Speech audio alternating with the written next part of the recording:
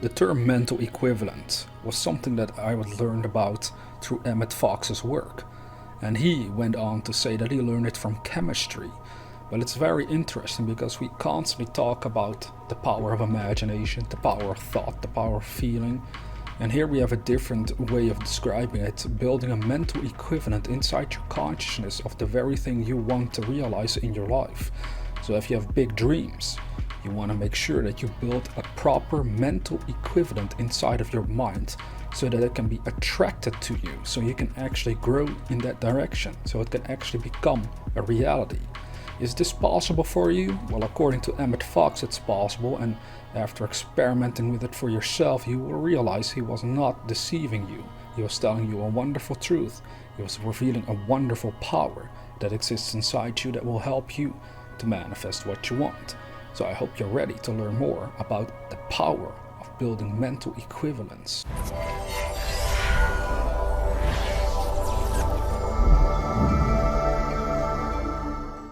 Are we going to build a new mental equivalent?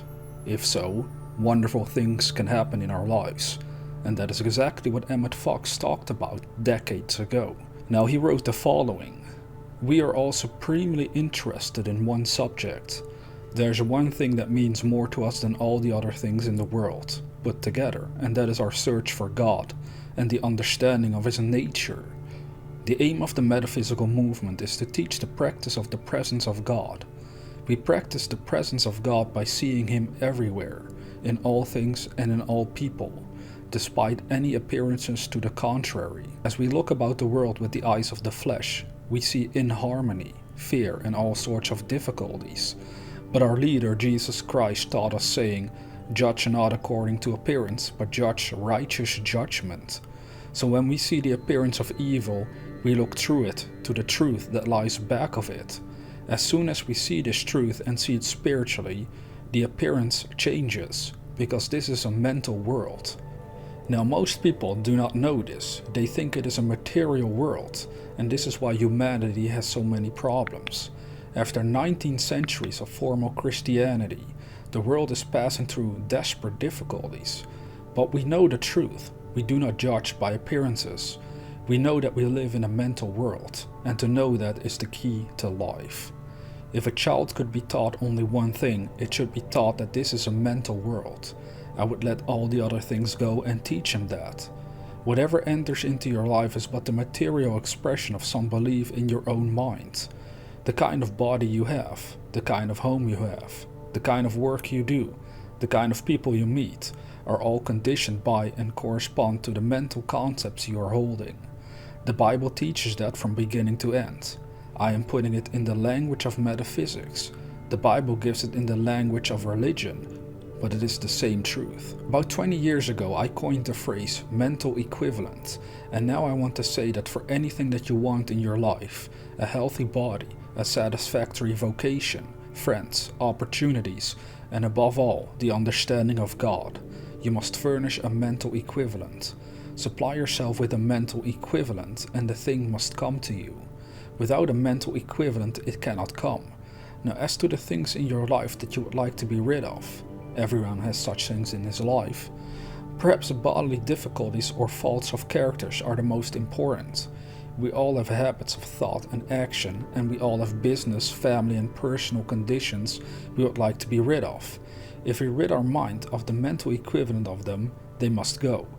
Everything that you see or feel on the material plane, whether it is your body, your home, your business, or your city, is but the expression in the concrete of a mental equivalent held by you. Everything in your city is the embodiment of mental equivalents held by the citizens. Everything in your country is the embodiment of mental equivalents held by the people of the country, and the state of the world embodies the mental equivalent of the 2,000 million people who make up the world. Of course, smaller population back then. Now what about war, Emmet wrote? Well, that is the physical expression of a mental equivalent held by the human race. The human race has believed in the old bogey of fear. It has believed that you can enrich yourself by taking something belonging to someone else. It has believed in death. It has believed in lack. It has believed that aggression pays and that helping yourself to other people's things is a good policy. We have all believed this in some degree. The natural result of this has been to precipitate in the outer a picture of war, death, suffering, and so on. Because humanity had the mental equivalent of war, the war came. Today the world is beginning to get the mental equivalent of peace, and that is why peace will come. A new world will come. The new world will be worth living in the great new world that is going to come a little later on, and it will come sooner than some people think. There will be peace, harmony, and understanding between man, and between nation and nation.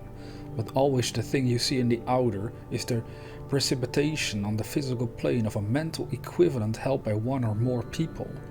Now, of course, I borrowed this expression, mental equivalent, from physics and chemistry. We speak of the mechanical equivalent of heat, for example, and engineers constantly have to work out the equivalent of one kind of energy into another kind of energy. They have to discover how much electricity they will need to do certain mechanical work, such as driving a compressor. They have to find out how much coil will be needed to produce so much electricity, and so on. In like manner, there is a mental equivalent of every object or occurrence on the physical plane. The secret of successful living is to build up the mental equivalent that you want, and to get rid of, to expunge, the mental equivalent that you do not want. Suppose you have rheumatism. I have friends in London who have it all the time. In fact, it used to be called the National British Disease. Some people there have it beginning in October and lasting until March. Others only have it until Christmas. Others do not get it before Christmas and then have it until February. Of two men living in the same town, doing the same work, eating the same food, drinking the same water, why does one have to have rheumatism from October until February and the other does not have it at all or has it at a different time? Why? Because they have furnished the mental equivalent for what they get. Why is a quarrelsome person always in trouble? He makes New York too hot to hold him, so he goes to Chicago. He thinks he will like it in Chicago, but pretty soon he has enemies in Chicago, so he goes down to Kansas City. He has heard there are nice people there, but soon he is in trouble again. Why? He has what we call a quarrelsome disposition. He has the mental equivalent of strife. There is another man, and wherever he goes there is peace. If there's a quarrelsome family and he visits them, there is a peace which will follow him. He has the mental equivalent of peace and true divine love. So the key to life is to build in the mental equivalence of what you want and to expunge the equivalent of what you do not want. How do you do it? You build in the mental equivalence by thinking quietly, constantly and persistently of the kind of thing you want, and by thinking that has two qualities: clearness or definiteness and interest. If you want to build anything into your life, if you want to bring health, right activity, your true place, inspiration, if you want to bring right companionship, and above all, if you want understanding of God, form a mental equivalent of the thing which you want by thinking about it a great deal, by thinking clearly and with interest. Remember, clarity and interest, those are the two poles. So based on what you just heard, how this can give you hope, powerful confidence, is by understanding that the way out of all of your issues is by changing your mind around, by changing the mental equivalent of what you have inside of your consciousness. If you change that around, you can manifest new results, you can manifest greater things, and that is the point. That is what future parts of this series will teach you, how to go about it. But now you should be full of hope, knowing all I have to do is change the mental equivalent inside my mind, so I can then realize my dreams.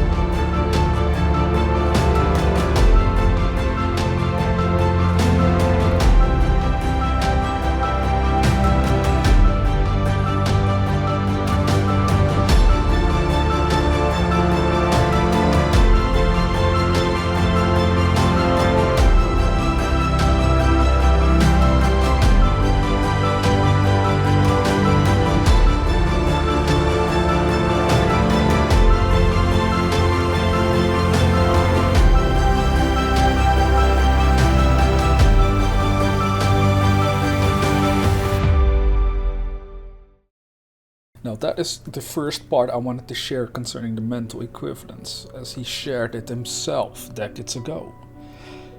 This is absolutely fascinating because it's exactly what I've been doing for my own goals in general. I know from experience this work, the more I focus upon what I want, the clearer I make it in my mind, the easier it becomes to take action. And again, that is all you have to understand in your own life. Sometimes I hear people in private tell me, I'm working on this dream, I'm working on this goal, but I'm having some issues. I cannot seem to progress.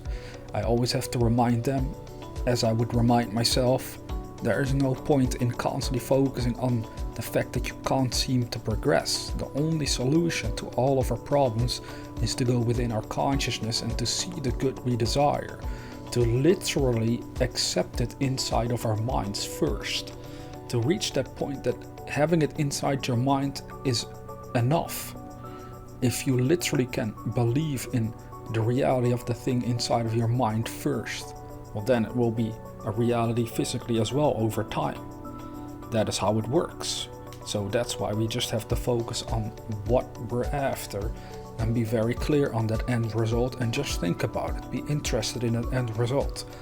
Think about what it would mean to you to have that physically. Think about why you would want it. Think about all the good stuff that will come into your life as a result of this dream that you're working on. If you do that one thing, wonderful things will happen. So the lesson for today is to build a mental equivalent of what you want. 2021 is coming near. Build a wonderful mental equivalent of something wonderful that you would like to manifest in that year. Let's do it. Let's go for great things. With that being said, if you're new to this channel, consider subscribing to receive inspirational videos on a regular basis. And never forget, dear viewer, that we are the dreamers.